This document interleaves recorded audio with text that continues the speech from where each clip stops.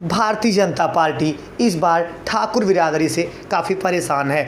जहां पश्चिम के जो चुनाव हुए 2 चरण के, वहां ठाकुरों का काफ़ी ज़्यादा विरोध देखने को मिला। हालांकि ये विरोध उनका भारतीय जनता पार्टी से तो था, लेकिन वो मतदान करने कम निकले और यही कारण रहा है कि भारतीय जनता पार्टी पश्चिम में थोड़ा कमज़ोर होती हुई दिखाई दे रही है। आइए समझते हैं कि कमज़ोर होती हुई क्यों दिखाई दे रही है। कमज़ोर होने का ये कारण है कि जो पश्चिम के जो ठाकुर समाज थे वो भारतीय जनता पार्टी से नाराज़ तो थे, ये बात तो है, लेकिन वो पीडीए गठबंधन के जो कैंडिडेट हैं उनको वोट करने शायद कम निकले। जो बहुत ज़्यादा ये वोट के प्रति या जो बहुत ज़्यादा करीबी रहे हो वही निकले हैं। वहाँ ये गिरता हुआ वोट परसेंटेज भी ये बता रहा है कि ठाकुर समाज भारतीय जनता पार्टी से नाराज़ तो था, लेकिन भारतीय जनता पार्टी के खिलाफ वोट नहीं किया।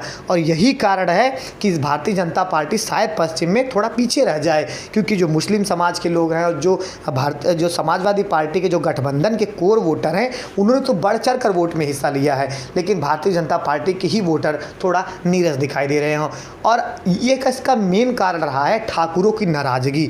और ठाकुरों की नाराज़गी भी हुई क्यों? ठाकुरों की नाराज़गी में 2 वजह रही। एक तो पुरुषोत्तम सिंह रूपाला का उनके बहन बेटियों पर गलत टिप्पणी करना, उसके बाद करड़ी सेना के राज शेखावत की पगड़ी उतार लेना, फिर बहुत सारी ऐसी चीज़ें हुई, रविंदर सिंह भाटी और फिर मकरिंदर सिंह मकराना जो थे उनका गिरफ्तारी, और कुछ ऐसे स्टेटमेंट आए क्षत्रिय समाज के लिए जिससे क्षत्रिय समाज पूरी तरीके से उग्र हो गया है।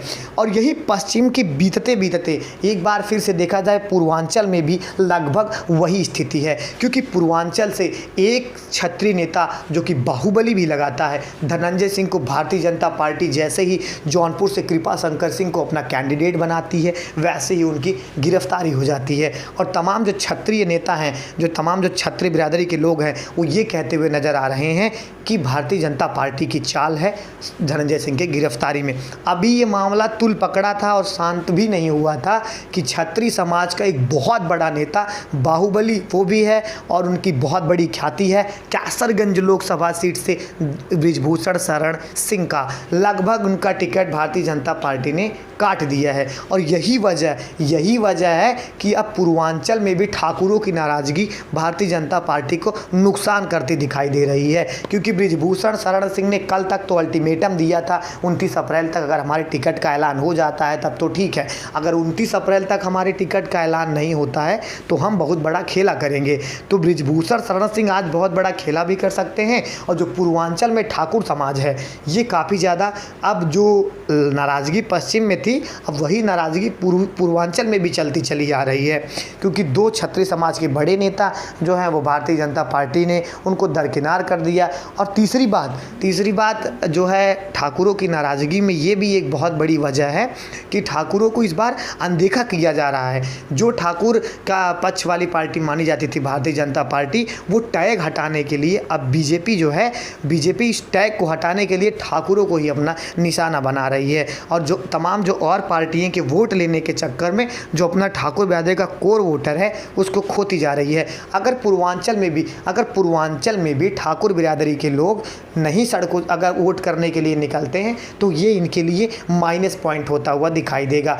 और बहुजन समाजवादी पार्टी ने धनंजय सिंह को टिकट दिया है और तमाम अटकलें तमाम कयास ये भी लगाए जा रहे हैं कि बहुजन समाजवादी पार्टी ही बृजभूषण शरण सिंह को भी टिकट देगी। उधर आकाश आनंद जो कि बहुजन समाजवादी पार्टी के जैसे ही कार्यकारिणी अध्यक्ष बने हैं पूरी तरीके से फायर हो गए हैं, वो भारतीय जनता पार्टी पर खुलकर हमलावर हो गए हैं। अब तो यहाँ तक बातें आ गई हैं कि बहुजन समाजवादी पार्टी के जो कार्यकर्ता हैं और जो नेता हैं, खासकर बहुजन समाजवादी पार्टी के कैंडिडेट जौनपुर से श्रीकला सिंह ने लिखे, हमारे नेता हैं ये बहुजन समाजवादी पार्टी के नेता हैं आकाश आनंद, हम उनके साथ हैं। तो यानी कि जो बहुजन समाजवादी पार्टी के कैंडिडेट हैं वो भी ये मान चुके हैं और बहुजन समाजवादी पार्टी भी इस बात को मान चुकी है कि आकाश आनंद हमारे नेता हैं, अब उन्हीं के पदचिह्नों पर चलना है। तो कहीं ना कहीं भारतीय जनता पार्टी है पश्चिम के साथ साथ पूर्वांचल में भी थोड़ा ठाकुरों को लेकर फंसती हुई नज़र आ रही है। फिलहाल लोकसभा चुनावों से जुड़ी तमाम खबरों के लिए और ऐसे ही बेहतरीन वीडियोस के लिए आप हमारे चैनल विनय विद्यालय को सब्सक्राइब कर लीजिए।